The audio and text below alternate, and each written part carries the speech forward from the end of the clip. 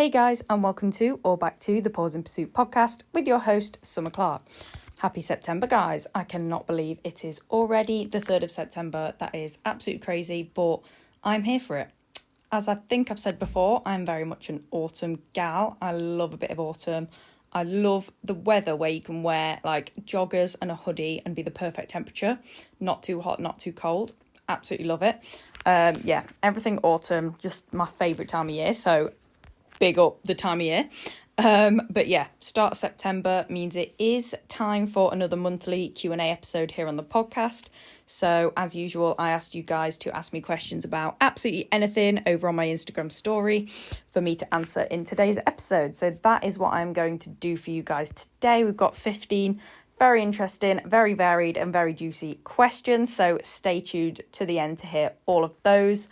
But what have I... Oh, yeah, I also didn't do I think the last proper monthly Q&A that we did on the podcast was July. Yeah, it was July, because the August one, it was more an EO. In the EO debrief episode was when I'd usually, do one for that month. And it was like, well, I may as well just get you guys to ask me questions about EO. And it was more an EO Q&A episode.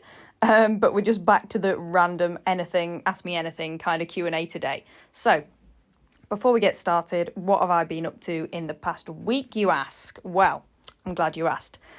Gillingham. Okay, I'm going to keep it real for you guys. Most of you have probably seen my posts on social media, but Gillingham weekend was one of the least enjoyable and most frustrating weekends of agility we've had in a very long time. Okay, so on Friday, so I made the mistake when I booked it. It said just under 4.5 hours, and I was like, I'll tell you what, that's fine, we'll do it. And it ended up being, I think, 5.5. So that in itself, obviously being a Friday afternoon, was very, very tiring. And then we got to our Airbnb. It was a very, very nice Airbnb. However, the bed was rock solid, and I didn't sleep pretty much at all for the 2 nights that we stayed there. So that definitely didn't help. Goes without saying, I suppose. But agility-wise, we just couldn't find our flow or get into any sort of groove as a partnership. We were just, when it just feels clunky and just not nice, and we just couldn't gel at all. Arrow struggled with the lines, and I struggled to help him navigate them with my handling. Honestly, the courses were not my favourite, just personally. Again, no judge bashing, nothing like that. They just did not suit me and Arrow, and that's fine. It happens to us all. My courses won't suit literally everyone that runs them, but yeah, wasn't a fan of the courses for Arrow and myself. The lines did not suit him at all, because again, he is a fast and long-strided dog. And literally every single course we ran was just the opposite of our kind of course. What didn't help as well is that my energy was pretty much non-existent, because, like I said, August was extremely chaotic and very busy. Obviously, we've done a lot of agility, pretty much double days of agility every single weekend through August. We've had KCI, so we were away camping, and then I was setting up my business for like most of August, which was tiring in itself. Just everything over the weekend just felt clunky and awkward and like, oh, you know what? Just don't want to be doing this. Do you get what I mean? And I just think it goes to show that, again, like I've said loads of times before, agility is absolutely never linear. 2 weeks ago, we won a champ ticket. A week ago, we had 4 out of 4 perfect runs over Iconics and AWC training.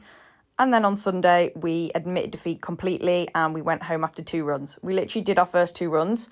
The second run we did, the first run I actually just left the ring because I was just like, really, there's no point even keeping on trying, because we just couldn't get it right, we just couldn't click. The setup was just not ideal, and I was thinking, let's just leave and chill. So we left that run, and then the second run, we went in to do it because it was an agility, and I did want to practice seesaw. We were on the start line. Well, not on the start line. We were next in the queue. So the dog before us had just started and the heavens opened. So I said to the guy, right, can you just take me out of the queue? And once it passes and stops raining, we'll come back. Because I can't concentrate when it's hammering down like that. And I doubt Arrow can either. it'd be slippy, blah, blah, blah. So he took me out the queue. And then 5 minutes later, came back to the end of the queue because it had stopped raining. It was fine. Same thing happened. Literally, dog in before me, started coming down, hammering. And I was like, are you joking me? So we just bloody ran, and it wasn't it just obviously didn't go very well. And yeah, we were like, you know what? Let's take this as a sign. It's not our weekend. Let's just go home. Okay, let's just go home.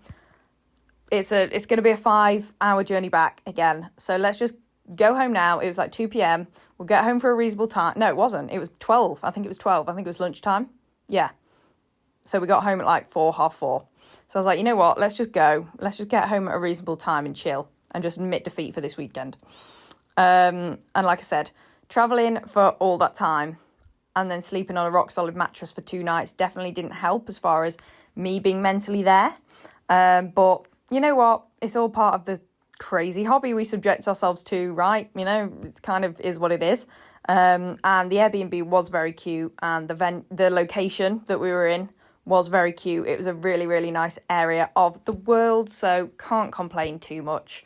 But yeah, I think now we've got 17 days until we basically step onto the start line at AWC.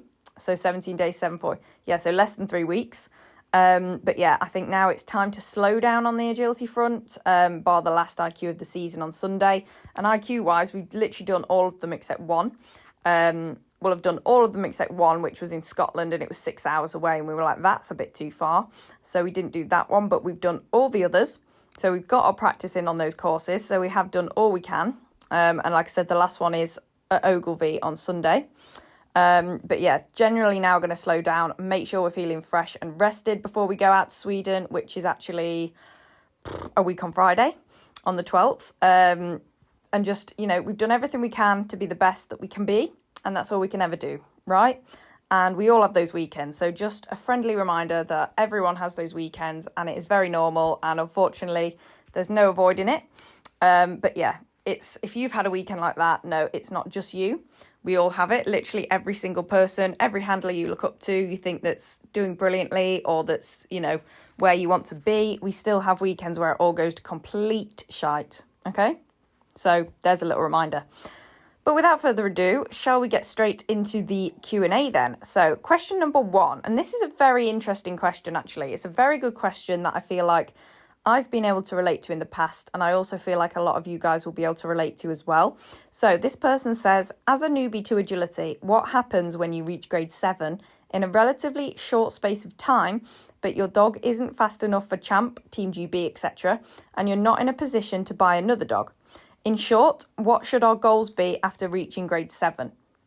So I feel like this is actually quite a common thing, and also something that I think is only going to be more common now that the new matrix, the new course time matrix is in place, as far as, you know, not being fast enough, basically, in the eyes of agility.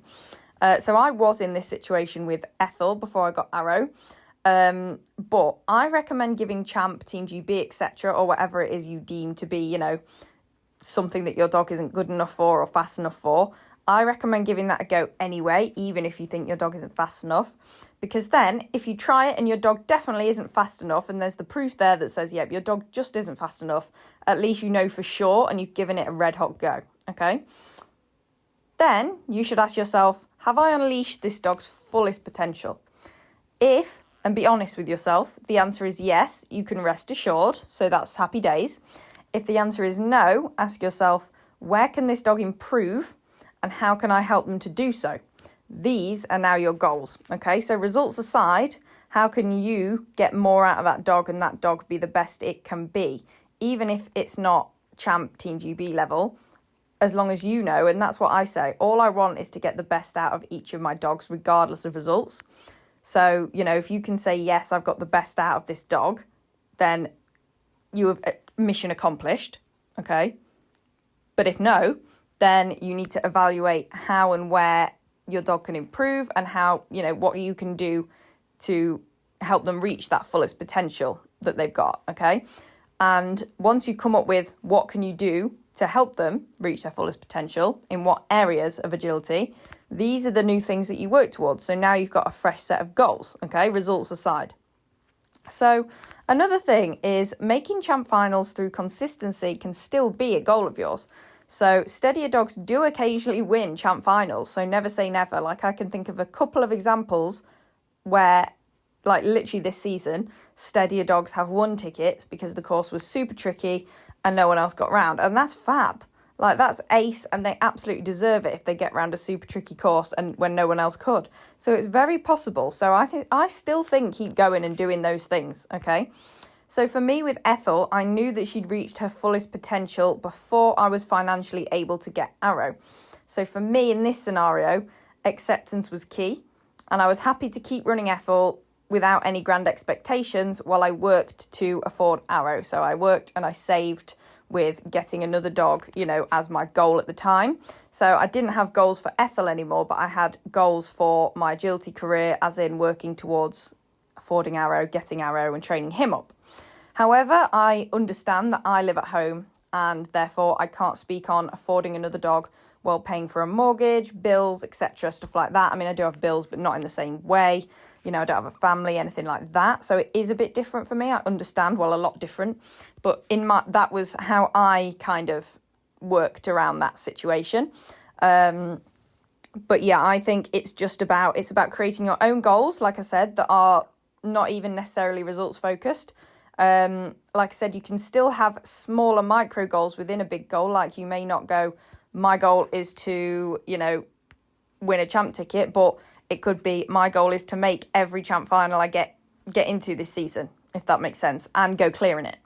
Okay, so 3 clear rounds over a champ. Yeah? And I know if you're consistently doing that, then you want to set higher goals and stuff, but there does, I just think, get to a point where, if you've unleashed the fullest potential out of that dog, it is then about acceptance. And you can do what you can, but it's about accepting and resting assured and with the peace of mind that you have got everything you can out of that dog. And like I said, if you haven't, if you think you can improve somewhere, then happy days, there's your new goals, if that makes sense.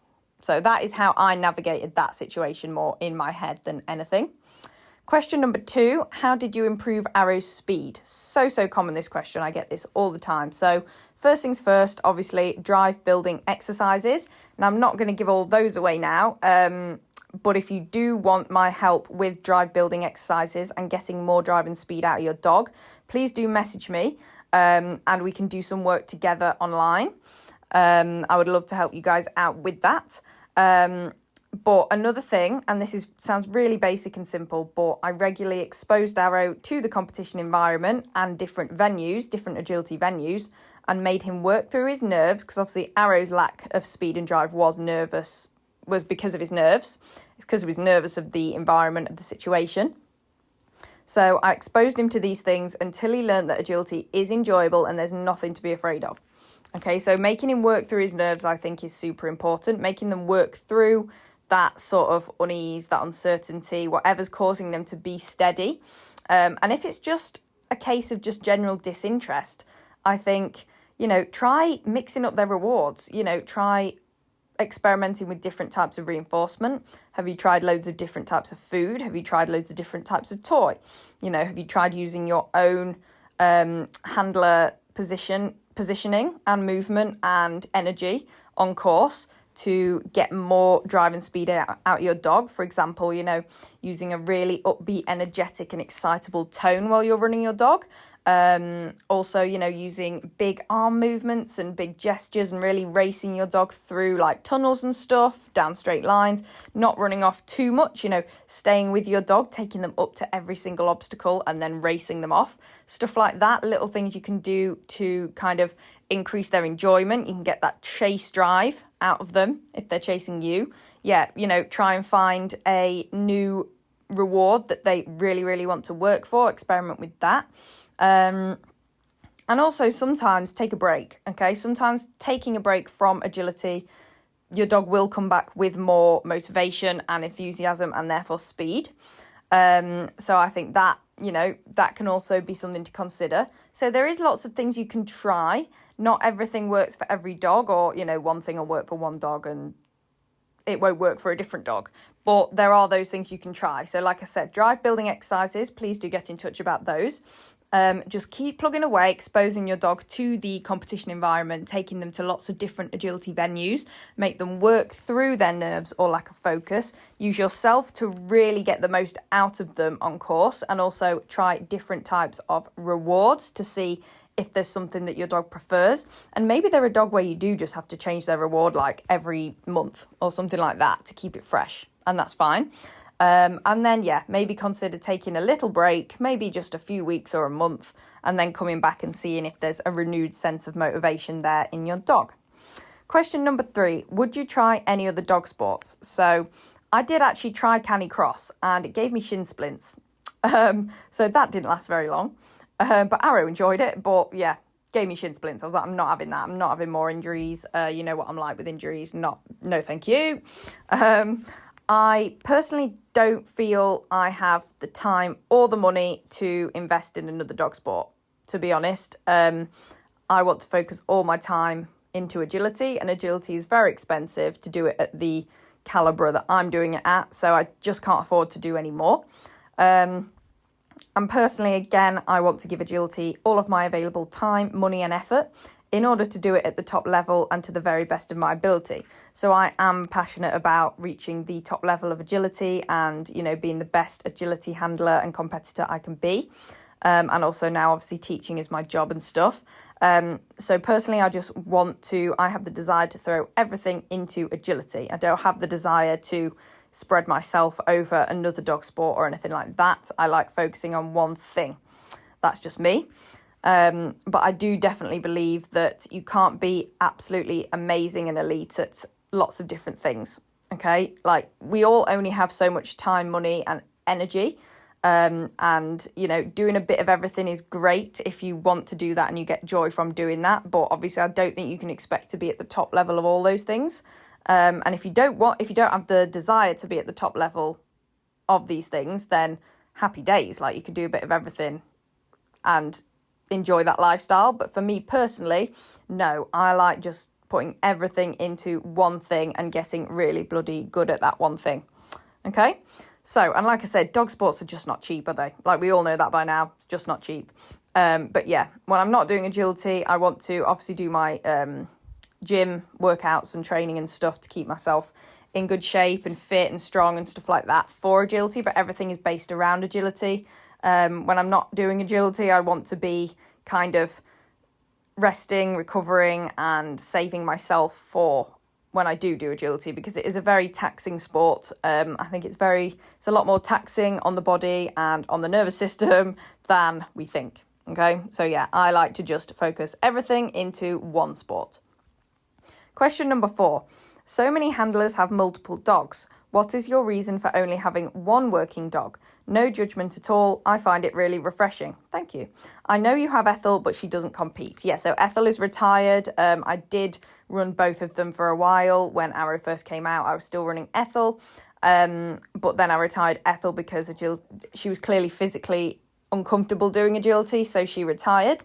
And I've just had Arrow since. So personally, I don't feel as though I have the time, money or energy to put into more than one dog at a time until the first dog has reached their fullest potential. So a bit like I said earlier, my goal with every dog is for them to reach their fullest potential regardless of results. And once I think, yes, this dog has reached its fullest potential, I think, ace, I've put all my time, money and effort into making this goal happen, which is reaching this dog's fullest potential, and I've achieved that goal. Now I can move on to the next one. Okay, so I like to have a 5 to 6 year gap between my dogs, as this is the age that I feel I've done everything I can pretty much to make my current dog the very best version of themselves. Okay, so Ethel was 5 when I got Arrow. I thought I've got everything I can out of Ethel, then I got Arrow. Arrow now, I am planning on hopefully getting a puppy next year. So Arrow will be 6.5 by the time that happens. And he has taken a little bit longer than I hope is usual because of obviously the start he had, lockdown, his extremely anxious disposition, etc. But I think with him, I've put so much work into him, and I think it's all happening for us, with the medal, with the champ ticket, stuff like that. And I think, yes, there's more to come from Arrow, but now it's kind of maintaining what we're currently doing to just naturally improve, if that makes sense. Like I said, I personally don't feel there's anything extra I can do with Arrow to get more out of him. Now it's just about just maintaining what we're currently doing. Okay, if that makes sense. The more we do, the better we'll get just naturally now, I think. I think the work I've put into him has made us both the best we can be together, and he is the best he can be through extra work, if that makes sense. But now I think any improvements that us two will make, and I'm sure there's lots to come, will just be from maintaining our current, lifestyle, agility lifestyle of the training we're currently doing, the shows that we're currently doing, stuff like that, if that makes sense. He's got all the skills, he can do all the things, we've got lots and lots of experience together. Now it's just about keeping that going. Okay, which is why I think next year I will be ready for a puppy, to put all the training, the extra training, the daily work in with, if that makes sense. So yeah, in life, that's just my personality. I personally prefer to focus on any one project at a time where possible. Obviously, sometimes you have to do multiple things in one go. I mean, life is a big balance, isn't it? But where I can, I prefer to concentrate on one thing at a time. Personally, I just feel like I do a way better job of that thing doing that, if that makes sense. Okay, so number 5. What will the final 2 weeks of AWC prep look like for you? So, obviously, as I said, we have the IQ at Ogilvy Dogs on Sunday. I used to call it Ogilvy, but it's not. You guys corrected me like months ago. 2 training sessions at my field. So we were meant to have our regular group class today, but I didn't attend because it was raining, and I'm not risking that. Absolutely not. Even without AWC, I don't like to do that. Like when it's been raining for like all morning and the ground's sodden, just not doing it. So didn't do that today, and then it's not on next Wednesday either. So I'm going to replace those 2 training sessions with training sessions of an equal kind of capacity at my own field. Okay, so I'm planning on doing one on Saturday and then one next Wednesday as well, when training would have usually been on, but it's not. Then Arrow's regular walks as usual and physio exercises daily. And then my regular gym workouts to keep both of us nice and fit and supple. And then both me and Arrow have a pre-AWC physio appointment next week. And then as much rest and recovery in between as possible. And for me, obviously focusing on nutrition, just generally maintaining good health, good recovery. And yeah, just so we go in as fresh as possible, really. So, number 6, what judging appointments do you have over winter? So, I will be judging at Inspire on the 12th of October, 2nd of November, 14th of December, 25th of January, and 22nd of February. Okay, I believe these are all Sundays. I can just double check for you, but I always like to judge the Sundays. Yeah, so they're all Sundays. Yeah, so if you would like to run my courses over winter, there's the dates. Go and enter when I don't think they're ready to enter yet, but when they are ready to enter, those are the dates. Save them, put them in the diary. I love my winters of judging at Inspire. I really, really do enjoy it. It's such a cool show. Love everyone who organises it. Have a really good time. So yeah, those are my winter judging appointments. Number 7, will you be doing much competing over winter, and what are your thoughts around having a winter break? So I will be competing with Arrow on the Saturday of Inspire when I'm judging on the Sunday. So when I judge on a Sunday of Inspire, those dates I just gave you, the day before I will be competing with Arrow, again, just to keep him in the groove of agility over winter. So we come back in February for tryouts, still in the rhythm, we haven't sort of, because it's hard because winter breaks are very handler and dog dependent. Personally, I like to scale it back without stopping entirely, as Arrow, as a dog in himself, needs to stay in the game in order to maintain his focus and confidence. That's just Arrow. We have had enforced breaks, with my various injuries over the years and stuff, and we've always come back worse. But I do like to do less than I would do, obviously, over the summer season, but not stopping entirely. So maybe competing 1 day a month instead of like 4, 5, 6 times, if that makes sense, as in days. Because often in the summer, we've got literally every weekend is a competition, at least 1 day. So that's between 4 and 8 days a month of competing, whereas in the winter, I'll probably do 1 or potentially 2. There is back, however, in November, which is 3 days. I will be doing that because I bloody love back, and I didn't get to do it last year because my foot was broken. So I will be doing that. But apart from that, it's just the 1 day of Inspire when I'm judging on the Sunday, pretty much, which is like 1 day of competing a month, like I said.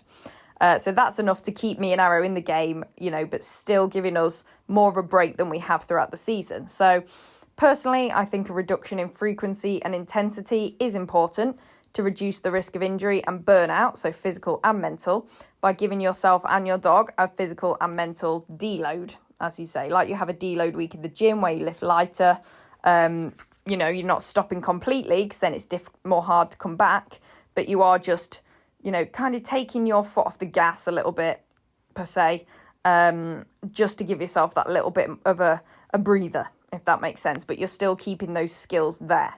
And you've got to consider that it is harder to come back after a complete break, as you have to be aware of the injury risk and do it very gradually, okay? So if you stop something for ages, you've got to be more aware of coming back super slowly so that you don't get injured because your body's done literally nothing for all that time. Whereas if you stay in it to some extent, but just to a lesser intensity or frequency than before, you can kind of get back up to your normal rate when the next season comes around quicker. Okay, because you've still been in it, if that makes sense. So yes, winter break, but to me, I believe in just scaling it back and still staying in it to an extent, and that being the winter break instead of just doing absolutely nothing. But sometimes doing nothing is what you need, and like I said, if you need that, you'll know, and you can do that, and that's fine. Just be careful when you're coming back, and be patient when you're coming back, and expect that you're going to be it's going to take a while to get back to where you were before. But if that's necessary for you, then that's fine. And a lot of people do benefit from a complete break. But personally, me and Arrow do not. Number 8, so very relevant after this weekend. Sometimes I'm not in the mood to do agility, but I feel obliged to go and compete anyway. What are your thoughts around this, as I know you weren't feeling it at Gillingham? Great question. I think it's more detrimental to push through than to give it a miss when you're in a poor headspace, personally. Because you'll only get frustrated and give yourself and your dog a negative experience in the ring, basically. And you've got to ask yourself, why do you feel obliged? Is it the money you've spent on entries, the travel time you spent getting there, and the fuel? But then you've also got to think about what's more important to you, this or the experience you give your dog in the ring. And again, there's no right or wrong. That's completely up to you. No judgment whatsoever. But if you can make that decision in the moment and think, right, what is more important here, and decide that, I don't want to throw away the money and I don't want to travel for nothing. You're going to go in the ring and do it, and then you've just got to accept that you might come out feeling worse, okay?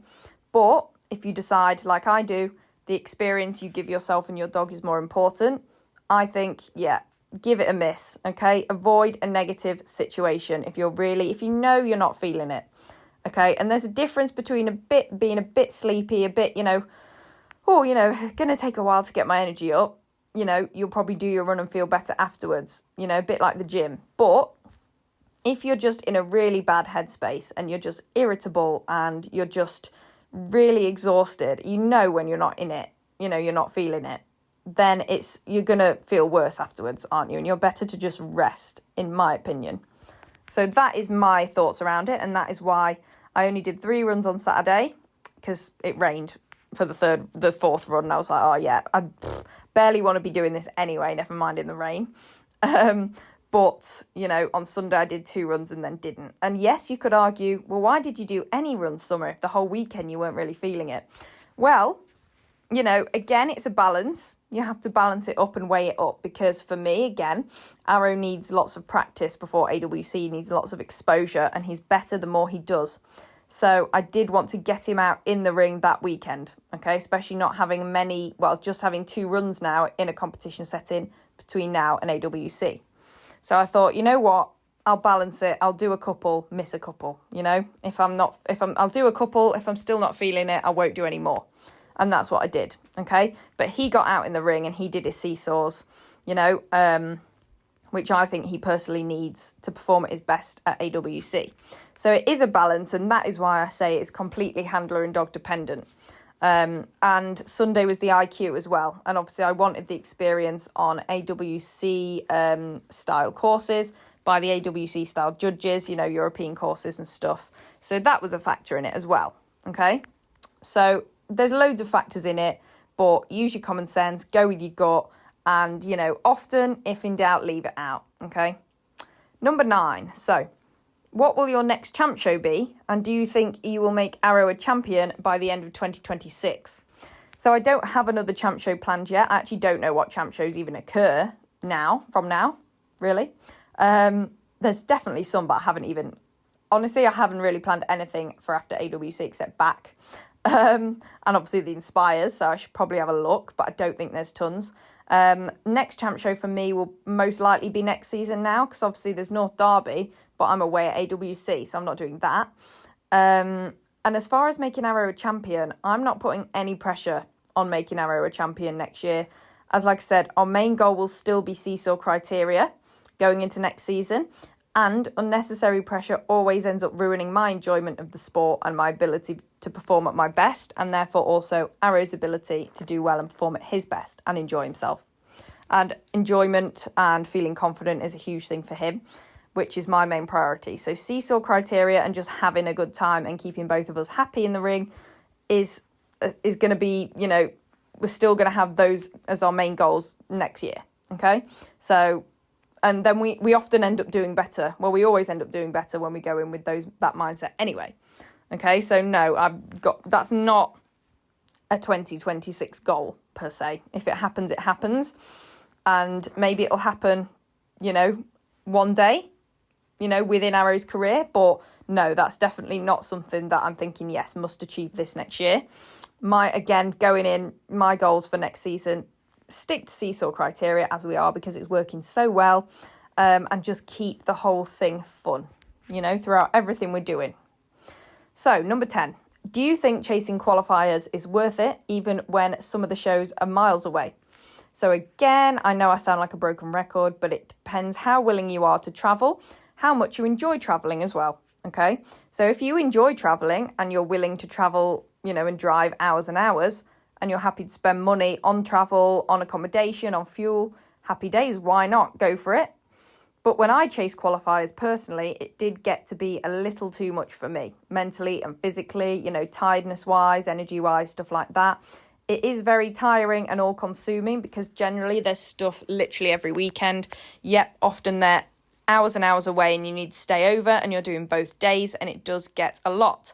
However, the best thing about chasing qualifiers is the peace of mind that you did everything you could to qualify, even if you don't end up actually qualifying, okay?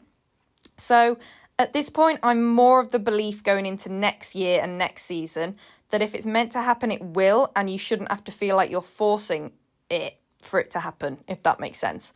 Okay, but again, that is more just the belief that aligns with my current goals around, you know, making the ring experience good for me and Arrow and taking the pressure off, because that's what we need to do well and perform well anyway. But yeah, again, it's entirely up to you and how you feel about it. Like I said, if you do chase qualifiers, at least then you know you've done them all at the end of the season. But in the same breath, I think we can overdo it. And then if we do loads and loads and burn out, then those qualifiers that we do, all of those qualifiers, we're probably not going to be performing at our best in them anyway. So we might not qualify anyway, because we won't be running very well, because we're burnt out and have done too many qualifiers.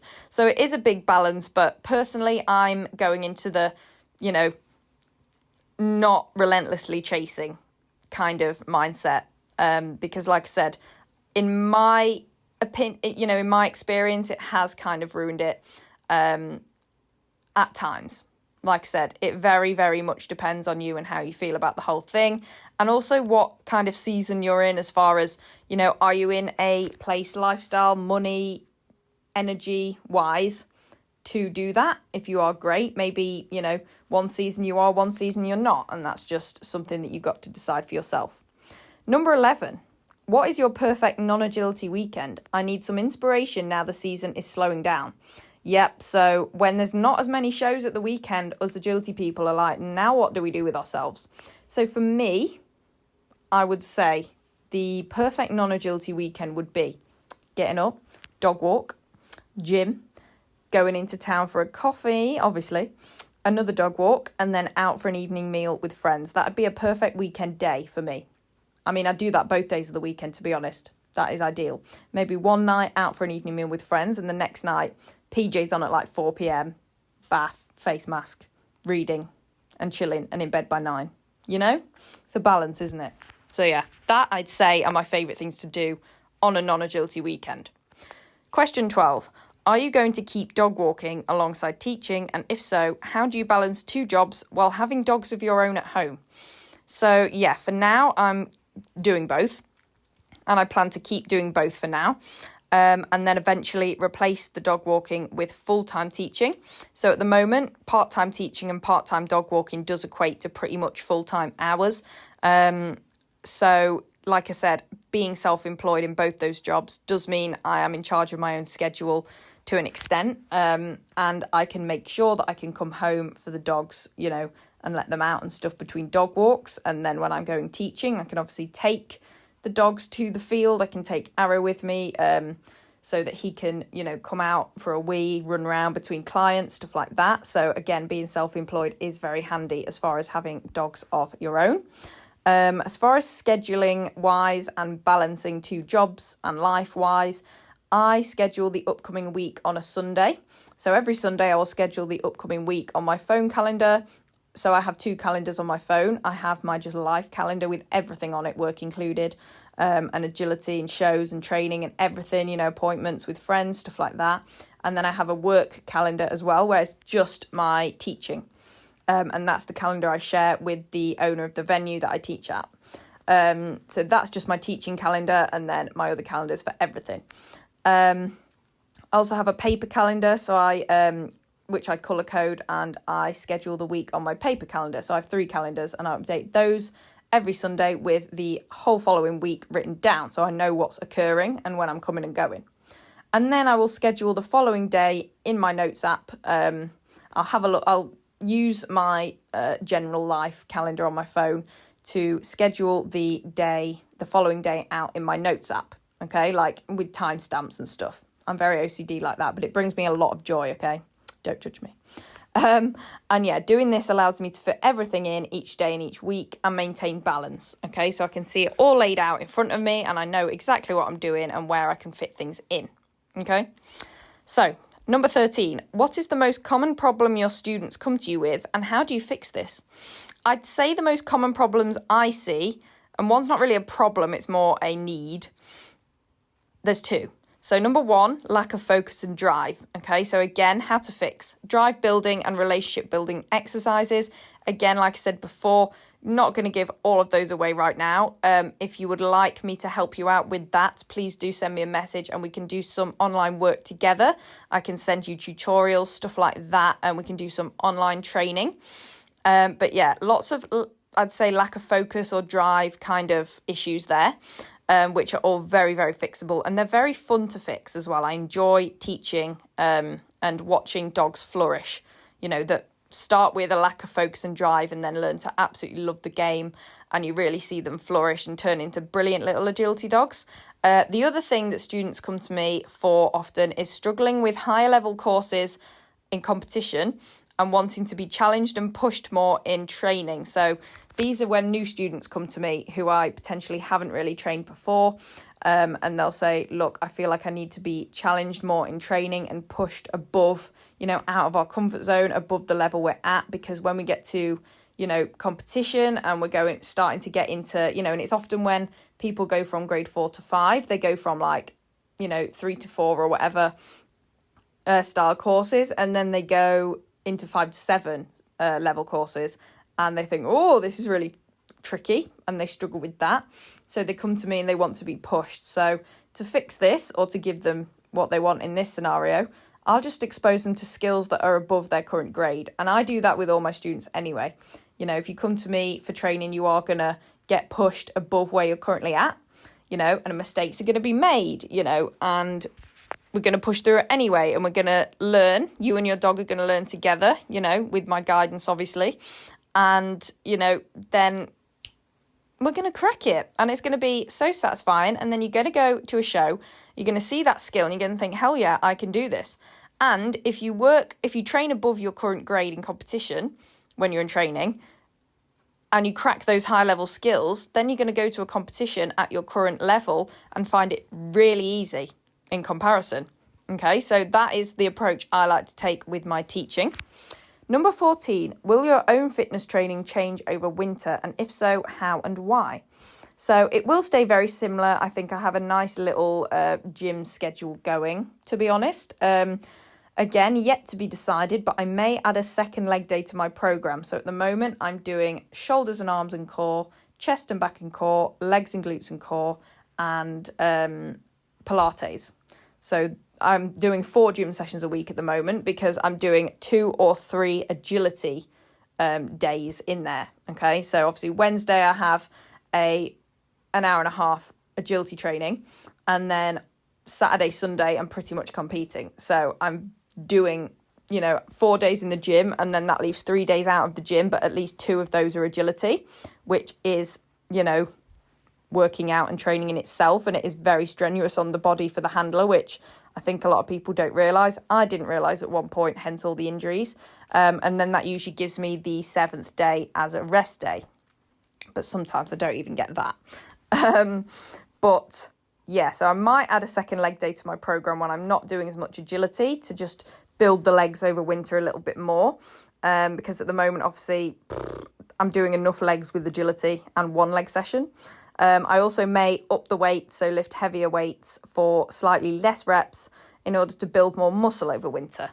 Okay, so again, with lifting heavier, I think, recovery is going to be slower, and, it takes more out of you and out of your body. So that's not optimal, in my opinion, while I'm competing so frequently, because I'm going to be really sore and stuff, which I don't want to be for agility. So, at the moment, I'm kind of doing higher reps, slightly lighter weight, just for maintenance. But over winter, I may switch to lifting a bit heavier, doing less reps, and then when I'm super sore the next day, it doesn't matter because I don't have agility, if that makes sense. So those are some changes I may implement, but we'll see how it goes. We're not there yet. Like I said, we're only just in September, but yeah, those are some ideas I have for my own training over winter. So last question then, as a judge, would you find it disrespectful if someone took their own line on your course? So generally, no. I believe everyone has a good reason for doing something, and I'll put in their dogs first. That is pretty much it.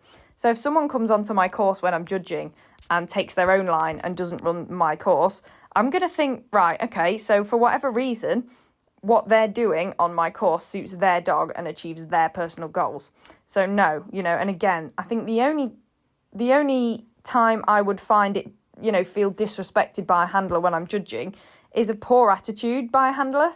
That's literally the only time I'd feel disrespected, I feel, when I'm judging. Just a poor attitude by a handler towards me, pretty much. Otherwise, everyone does what they do for a reason. I'm a judge that, I'll allow training in the ring. Obviously not food and toys and stuff. That's against kennel rules.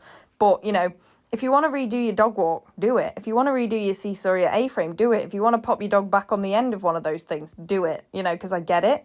If you want to pick a pole up and make your dog redo a jump that they knocked the pole on, do it, stick to your training, stick to your criteria. I practice what I preach. I say how important it is to stick to criteria, and I'm doing that with our own seesaw. So obviously when I'm judging, I want people to stick to their criteria too, because it works. Same with taking their own line. If my course doesn't suit their dog, but they still want to give their dog ring experience and therefore take their own line on my course to suit their dog, fine, that's fine. My courses aren't going to suit everyone.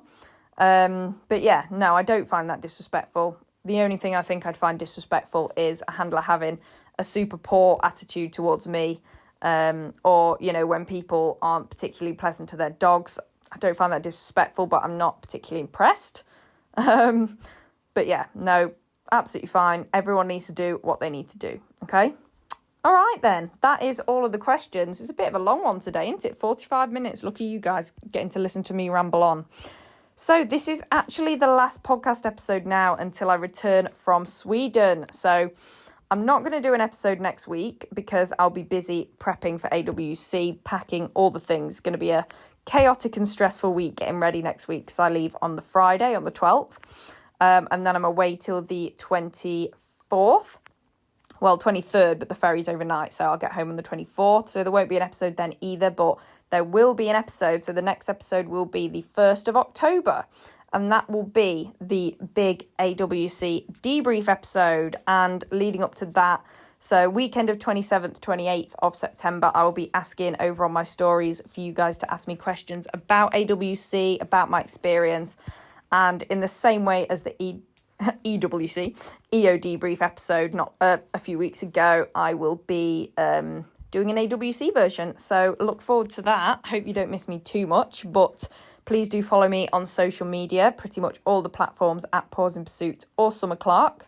You can keep up with me over on there while I have a break from the podcast. I will be updating stories, doing posts and stuff over the next few weeks while I'm away in Sweden, stuff like that. So make sure you're following along so you can see how we're getting on, what we are up to.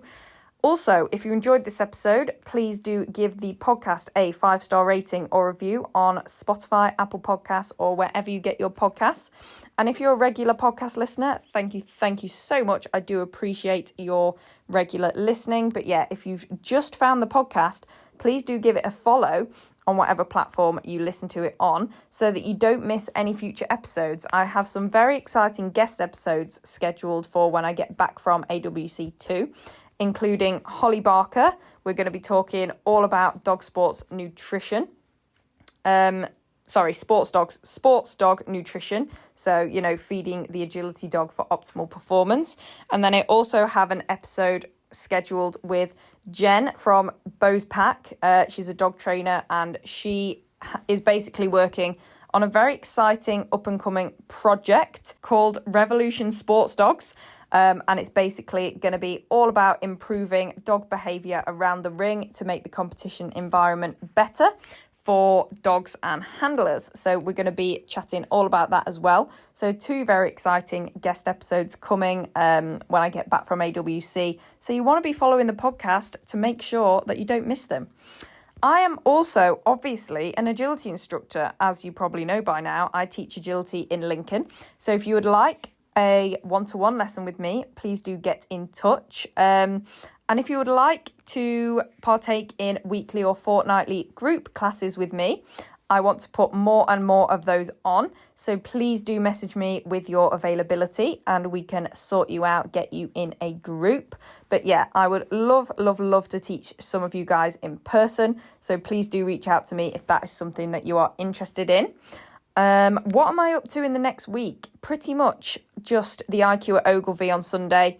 And then final AWC prep. So obviously mine and Arrow's physio, lots and lots of packing, last minute training at my field. And then also I am going to go get Arrow's agility health certificate, animal health certificate on Monday as well. So he's all ready to travel. And then, yeah, lots and lots of packing, which I am dreading, and I will probably procrastinate until like a week today. But anyway, yeah, that's pretty much what the next week is looking like. And then we're away. So, yeah, I will talk to you guys on the, on the 1st of October. And we'll be speaking all about my experience at AWC. So I'll let you go. I hope you guys have a great month. And I'm looking forward to speaking with you guys again here on the podcast at the start of October. But like I said, you can see everything that I'm doing over on social media so that you don't miss out on any of the fun. Have a great month, guys. Bye.